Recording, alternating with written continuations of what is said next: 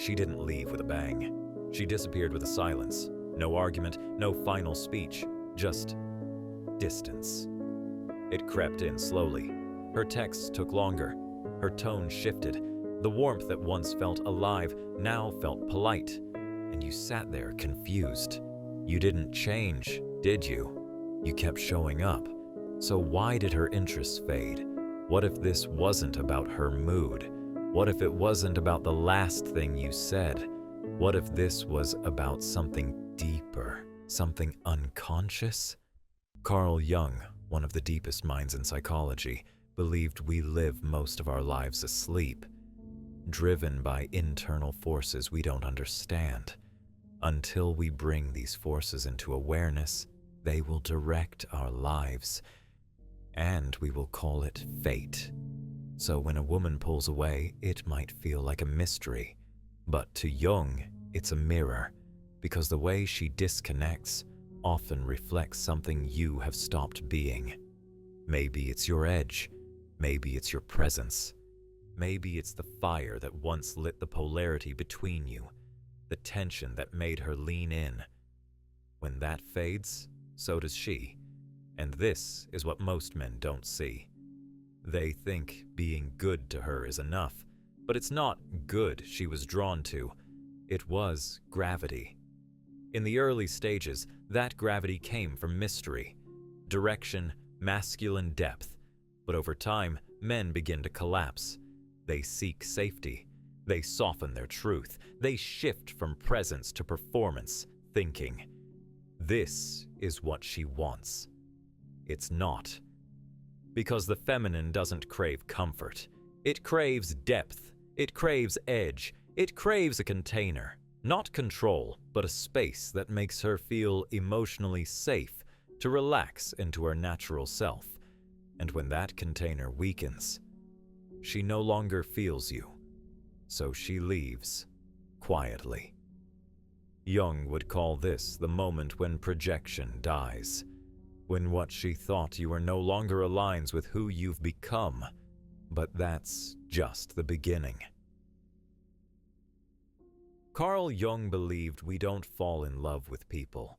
We fall in love with projections, unconscious images shaped by desire, trauma, and unmet needs.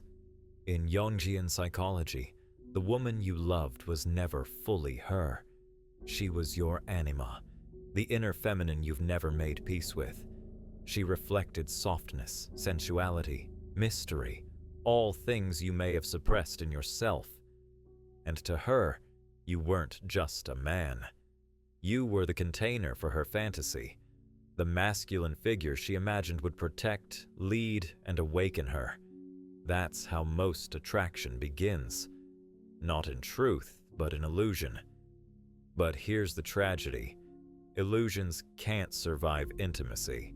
Once you both get close enough to see the reality behind the image, the masks fall away. The anima fades, the fantasy breaks, and she's left with the actual you, not the version she invented. If you've evolved, she might stay. If you've collapsed, she won't even know why she's drifting, but she'll feel it. The polarity she was pulled toward, gone. And most men respond to this shift by chasing harder, not realizing that the very act of chasing is what kills the remaining attraction. They double down on nice. They soften even more. They give affection not from presence, but from panic.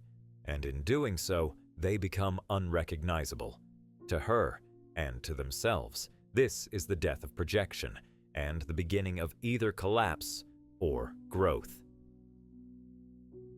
What holds attraction together after the illusion dies is polarity, masculine and feminine, stillness and chaos, direction and surrender. Carl Jung believed that each of us carries both energies inside us, but only when a man anchors into his masculine core, purpose, depth, clarity, can a woman relax into her feminine. Polarity creates the invisible electricity between two people. It's what made her stare at you, crave you, miss you. But polarity is fragile, And when you start acting from fear, fear of losing her, fear of conflict, fear of being alone, you unconsciously shift out of your center. You become too agreeable, too available, too predictable. And predictability is death to feminine attraction. This doesn't mean you should play games. It means you need to stop abandoning yourself to keep her. Every time you silenced your opinions to keep peace, every time you sought her validation over your direction, every time you turned your emotional storms into silent guilt, you left your masculine behind. And when you do that, she feels it. Not always consciously, but viscerally. You become soft. Not safe, just soft. And she starts pulling away, testing you, feeling unsure around you. You think something's wrong with her, but really, something's gone missing in you. Here's one of the hardest truths, what you call being there for her. She may experience as emotional weight, not because you meant to burden her, but because presence without grounding feels like pressure. You thought being vulnerable would draw her in, and vulnerability can be powerful when it's owned, when it's grounded in strength. But what she felt wasn't power. What she felt was your neediness, wearing vulnerability like a mask. You thought giving her constant reassurance would calm her nerves, but what she received wasn't reassurance.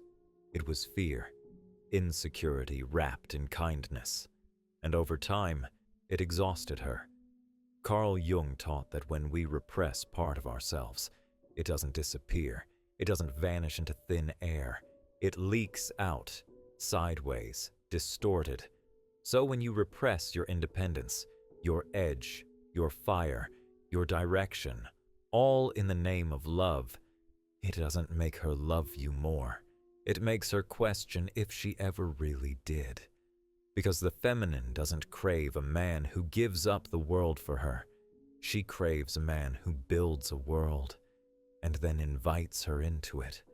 A world that is full, whole, rooted, not one that asks her to complete it. Security isn't about availability, it's about alignment.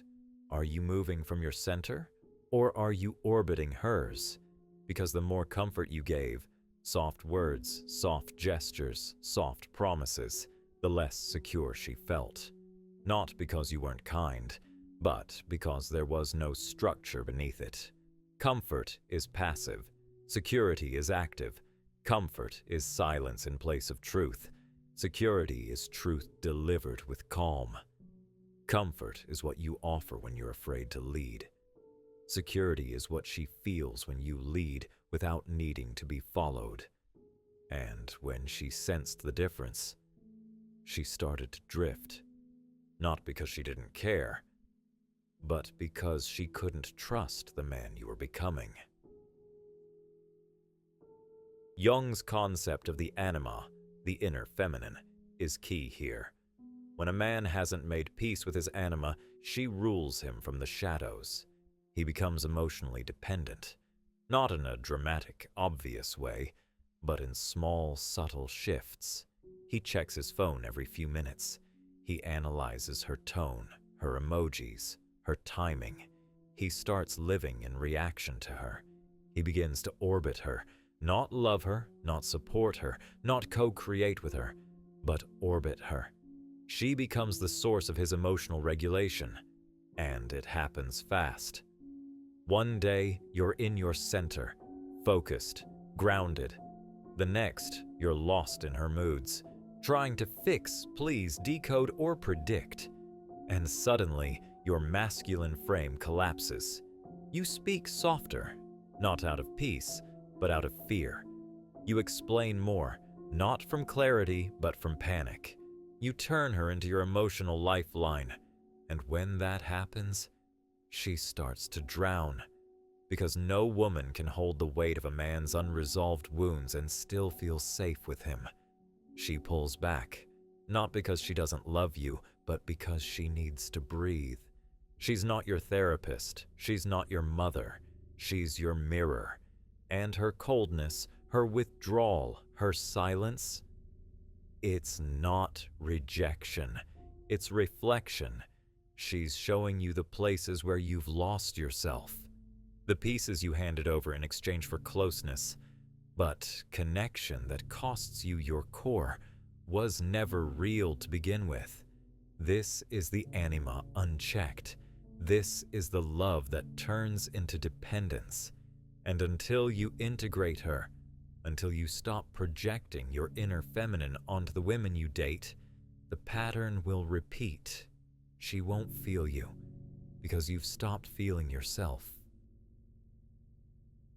Carl Jung said, "Until you make the unconscious conscious, it will direct your life, and you will call it fate."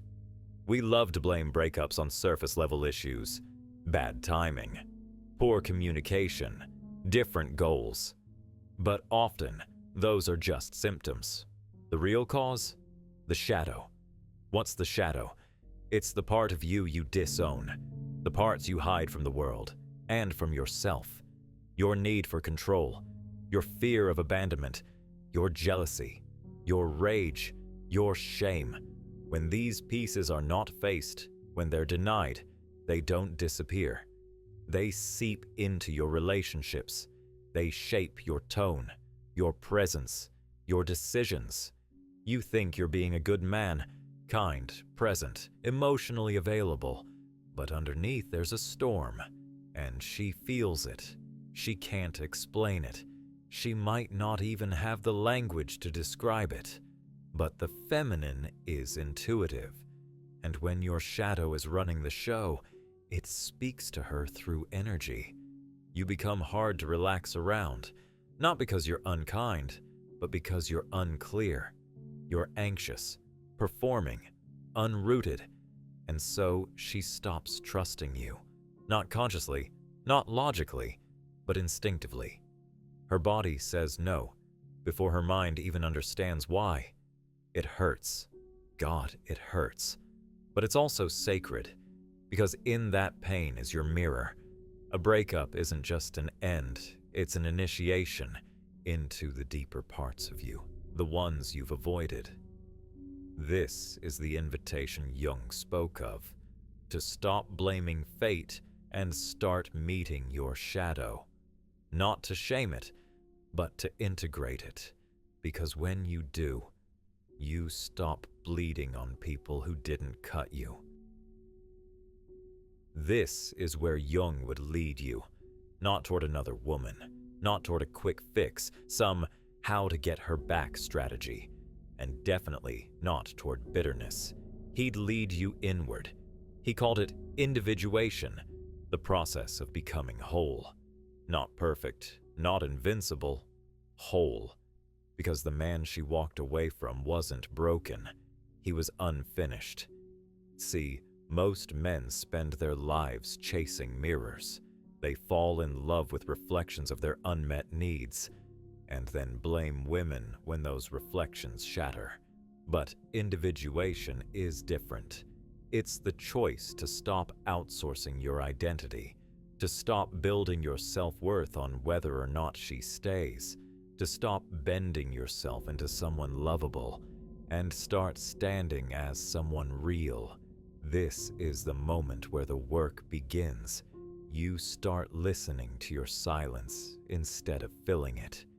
You sit with your ache instead of running from it.